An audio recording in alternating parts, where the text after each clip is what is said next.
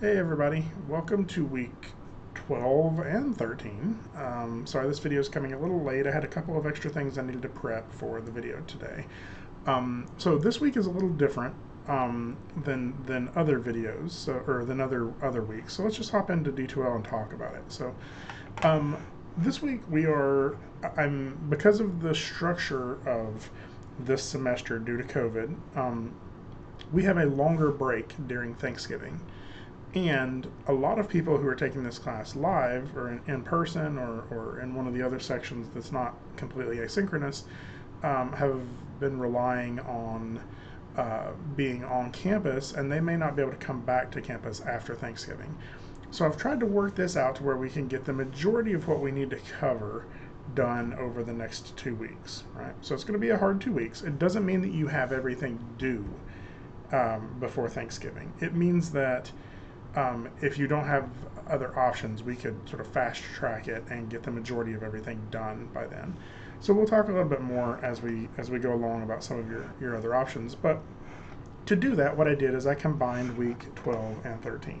Right? So I got the directions for both weeks and the videos for both weeks. So let's talk about what originally this looked like. Originally in week 12, right, you would concept a robot for project 3, and you would then model that robot, right? And then the point for that was that by the time we get to week 13, right, you could then start rigging your robot, right?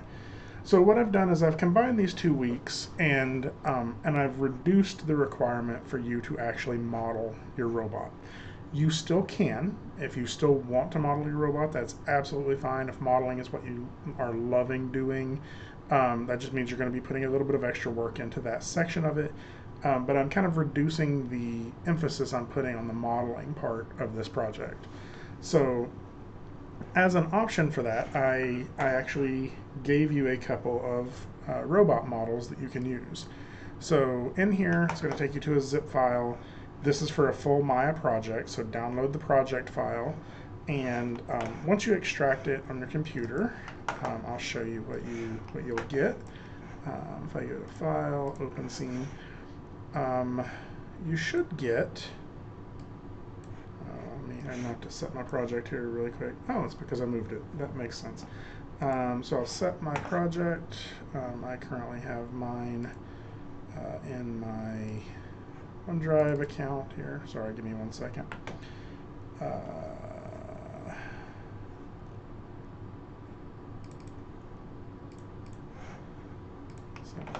So once you've done that, it'll extract to a folder. I think it's called Bots for Student Use is what the project will extract to, right?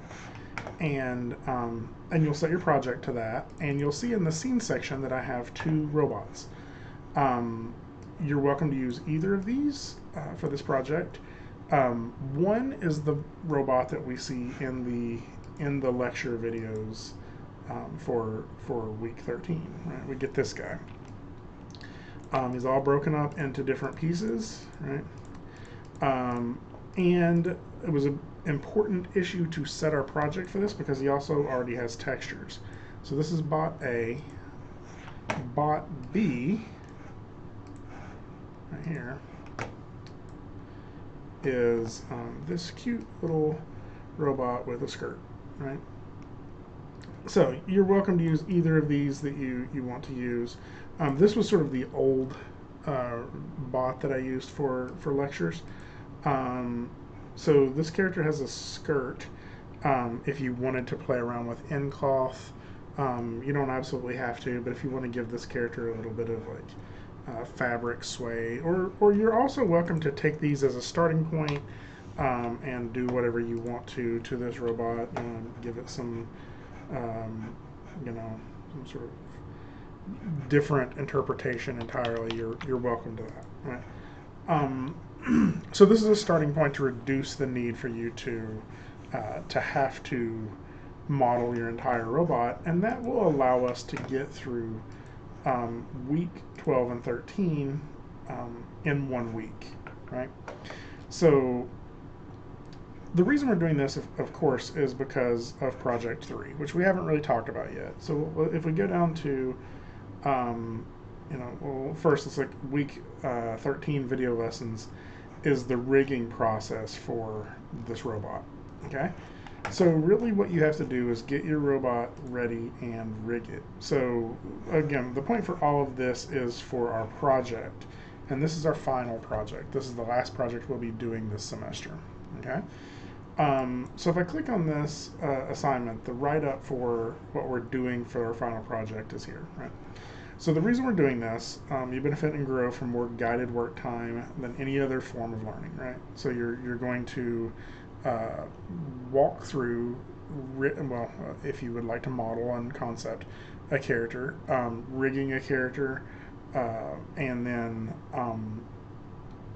animating a short walk cycle. So if you decide you want to make your own character, that's all right. You'll notice from those two robots that I used that sort of the concept is a two-legged character with a head or a torso, right? Like Ed 209 from RoboCop is a good example of the type of limitations, right? I'm going to encourage you to not use any or put any arms or spine or additional limbs on this character, because I'm not going to be showing you how to rig those things. If you do that, you have to kind of figure out the rigging part yourself, right? Which you'll have most of the tools to figure that out from the lessons, but this will I would encourage you not to design a robot if you decide you want to design and model your own with arms and legs. So what I would say is, if you're not modeling it, still like try to make it yours in some way, right? If you're using the examples that I gave you, maybe change the textures, maybe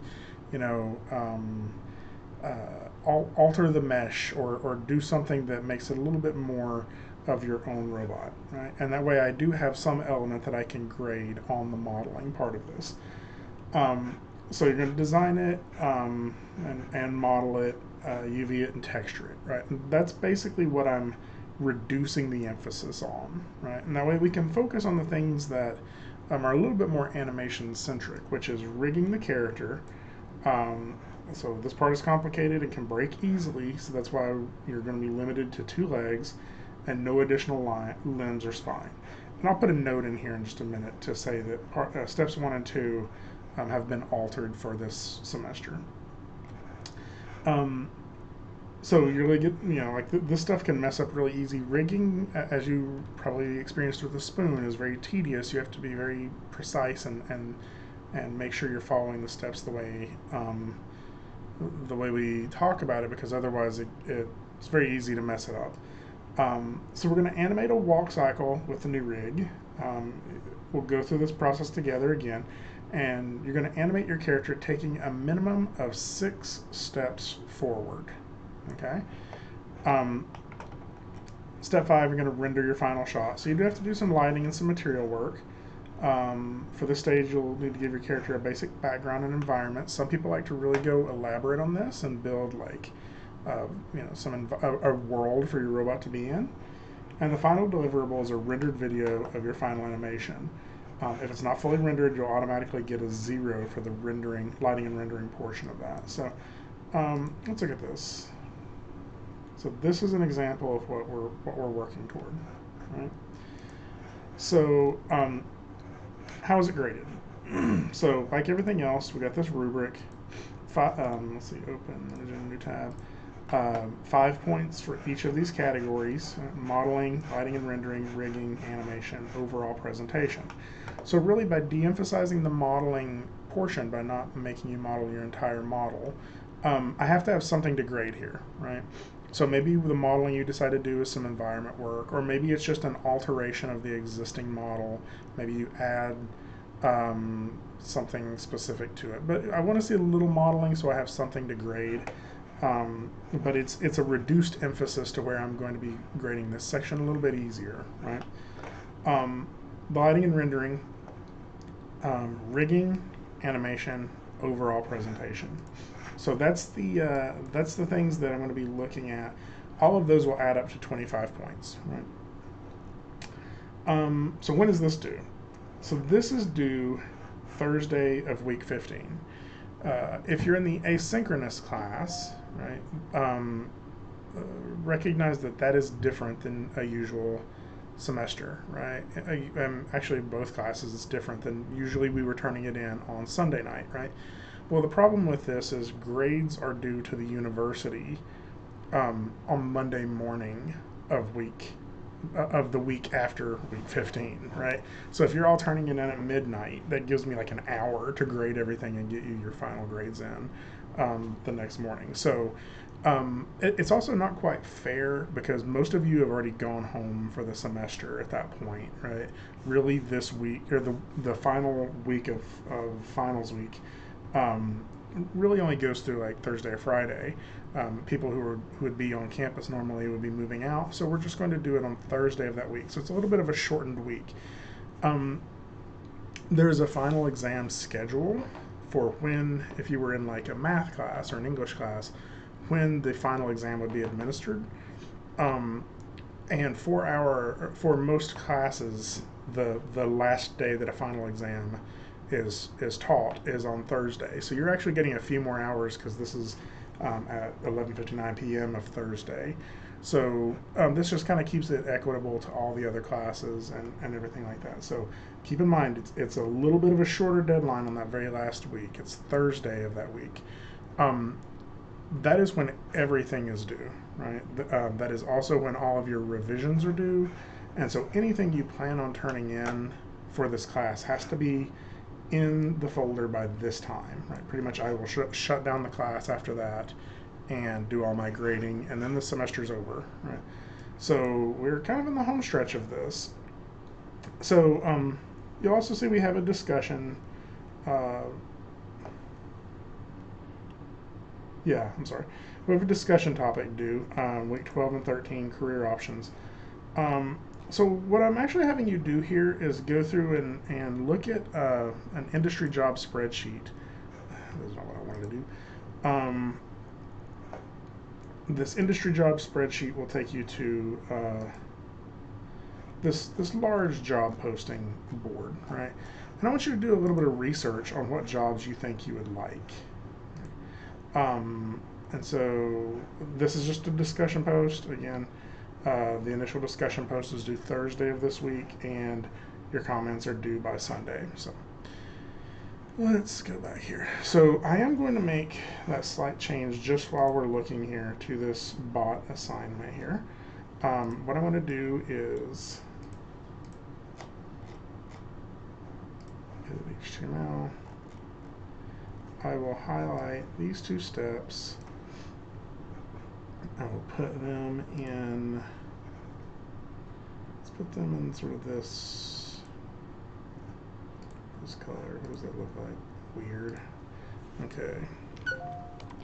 And then for this semester, steps 1 and 2 have been altered to show a reduced emphasis on the character model.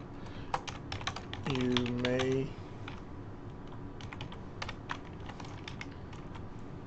use provided models, but you must alter the model in some way. Okay. I'll get all this for this semester. I don't know why all this is capitalized. There we go. Steps 1 and 2 have been altered to show a reduced emphasis on the character model. You may use the provided models, but you must alter the models in some way. So I'll change this to red, so it's very clear, and I will bold it. Right? There we go. So I will I'll also copy this and put this in the other section of the class. So this should be updated by the time you see this video. So other questions you have, like, please don't hesitate to contact me about this. I did want to talk about one more thing. So if you are in the online section of this class, the 904 section of this class, I had it was a much lower than expected submission number for this project that we just finished, project 2. I got a lot of people who sent me some emails explaining why they were having issues. I need you to recognize that you needed to turn something in by the due date to receive anything but a 0. A couple of people, like the files you turned in, like these uh, Premiere files, like they're not going to open because I can't reference the video files that I've rendered. But you turn something in, right? Like your grade for that may be only a point or two, right? But you've turned it in, which means you can revise it, right? But really, only about 10 people turn something in, and that's out of a class of a much larger amount than that. I I don't know if people are dropping the class, if people have stopped participating, or if you think that you have an extension to this. You do not, right? That's a fail. Like you have failed that project now. I emphasize this very, very, very heavily um, in this semester that you have to turn something in to revise it. So I'll be locking this folder after the video is over. If you have some sort of extenuating circumstance, like you need to contact me and we can work that out. But if you just didn't turn it in on time, that project is not revisable anymore. Um, but I would really love to know why you didn't. So please contact me if you and just we can chat this out and figure out what your plan is for the rest of the semester. Um, so I need to reemphasize that for the next project.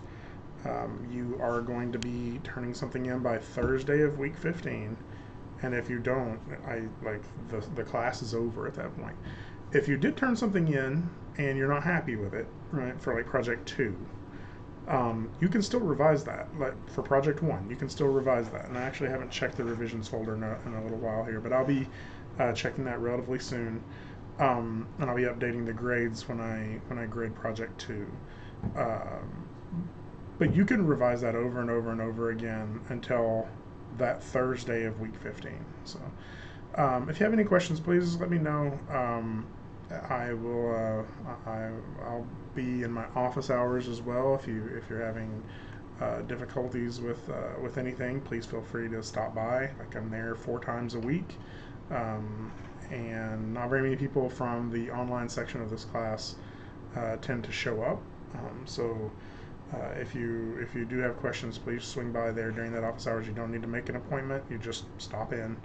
But yeah, let me know if you have any questions or anything I can help with, and I will talk to you all soon. Bye bye.